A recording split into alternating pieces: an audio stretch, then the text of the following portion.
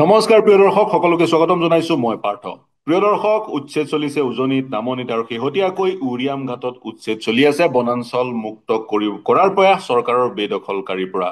ইতিমধ্যে 150খন বুলডোজাৰেৰে এই আহ, যি এই যি প্ৰ- এই যি পদক্ষেপ সেই পদক্ষেপ গ্ৰহণ কৰা হৈছে আৰু পদক্ষেপ এতিয়াও চলি আছে।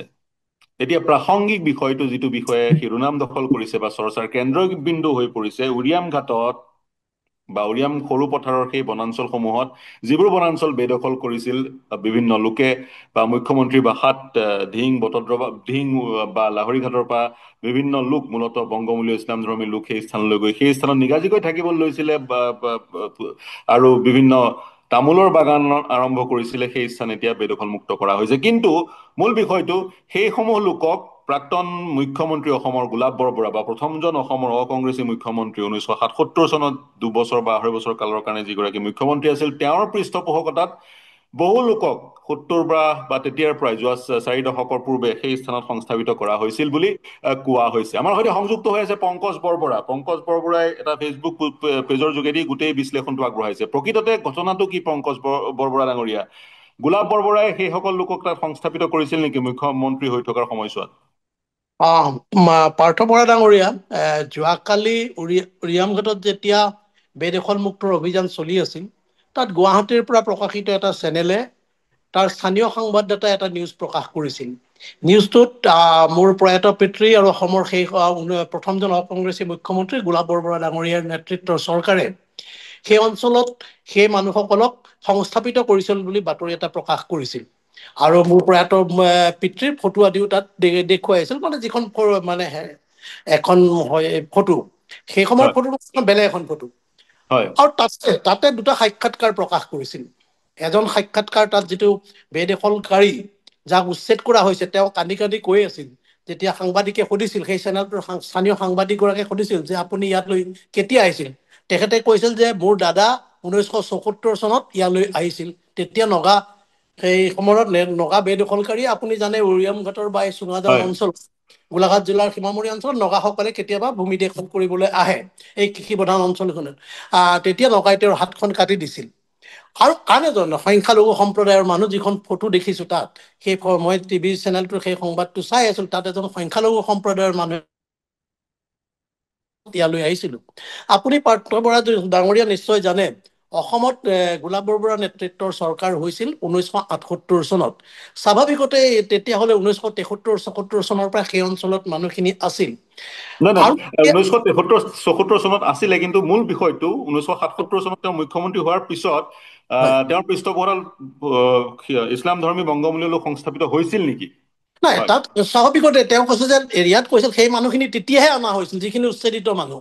হয়, তাৰ আগতে তাত মানুহ নাছিল, যিটো সাংবাদিকে কৈছে। বিভিন্ন কালি মই AIDF-ৰ বিধায়কৰো এটা সাক্ষাৎকাৰ দেখিছিলো। তেওঁলোকে এনেকুৱা এটা ধাৰণা দিব বিচাৰিছে যে তাৰ আগত সেই অঞ্চলসমূহত কোনো মানুহেই নাছিল। তাত এই মানুহখিনি তাৰ আগৰ পৰাই আছিল। এই সংখ্যালঘু সম্প্ৰদায়ৰ নগাঁও অঞ্চলৰ পৰা যোৱা মানুহখিনি তাৰ আগৰ পৰাই আছিল।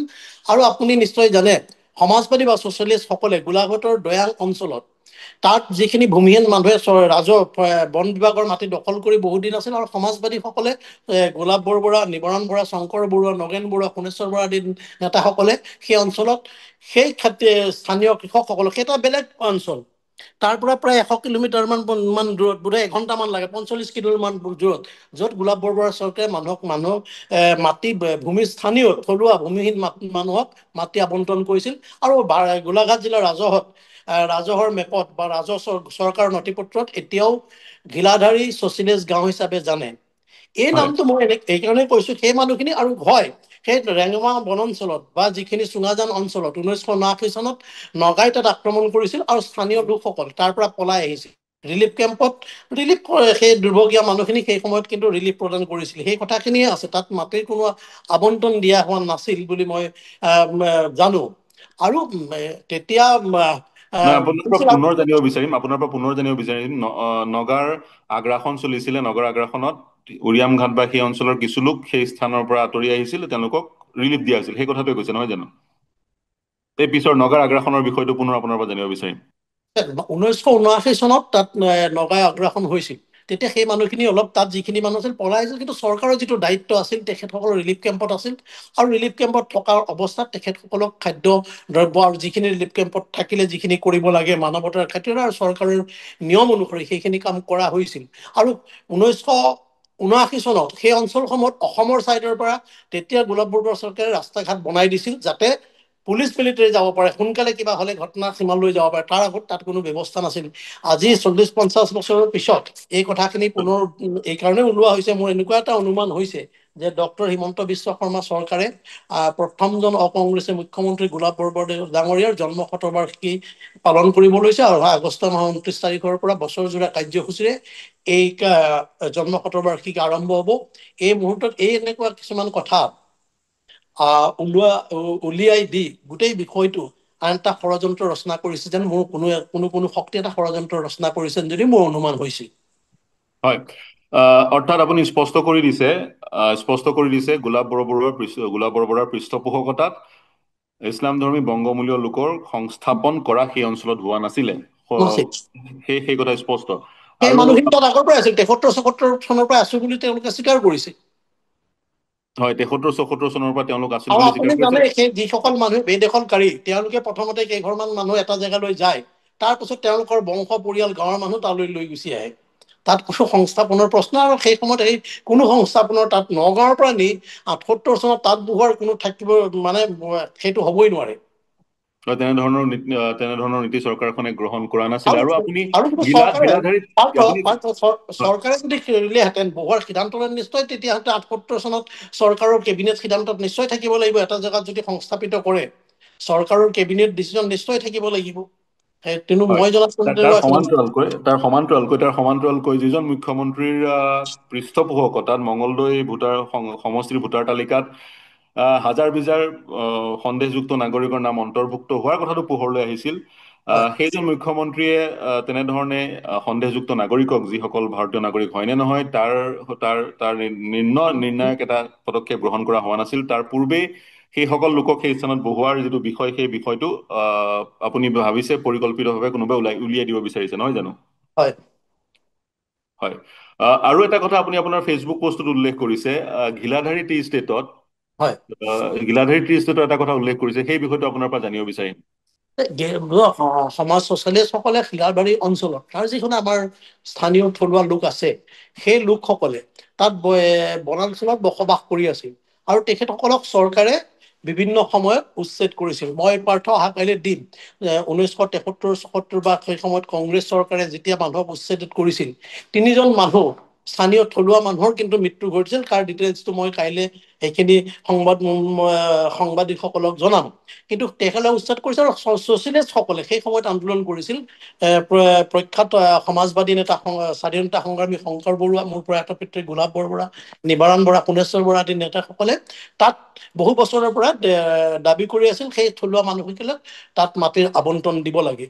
পিছত যেতিয়া 78 চনত, আৰু সেই আন্দোলনটোৱে এই গিলাধাৰী মৌজাত যিটো আন্দোলন হৈছিল ছচিয়েলিষ্ট পথাৰ বুলিয়ে কোৱা হৈছিল, আৰু পিছত 78 চনত যেতিয়া জনতা দলৰ চৰকাৰ হৈছিল তেতিয়া হয়তো প্ৰথম কেবিনেটতে সেইটো সিদ্ধান্ত কৰা হৈছিল। সেই সময়ৰ বাতৰি কাকতত কেবিনেটৰ সিদ্ধান্ত যে দৈয়াং বনাঞ্চলৰ সেই মানুহখিনিক মানে ঘিলাধৰী মৌজাৰে সেই মানুহখিনিক তাতে মাটিৰ পট্টা দিব বা থকাৰ ব্যৱস্থা কৰিব। তাত যদি তেতিয়া সেই সময়ত কেবিনেটৰ সিদ্ধান্তৰ পিছত মুখ্যমন্ত্ৰী ডাঙৰীয়া, তেতিয়া মুখ্যমন্ত্ৰী গোলাপ বৰুৱা ডাঙৰীয়াই সাংবাদিকক কৈছিল যে তাত যদি কোনোবা অপ্ৰয়োজনীয় মানুহ সোমায় সেই মানুহখিনিৰ বাহিৰে সেই মানুহখিনিক তাৰ পৰা উচ্ছেদ কৰা হ'ব, সেই মানুহখিনিক কোনো ব্যৱস্থা কৰা নহ'ব।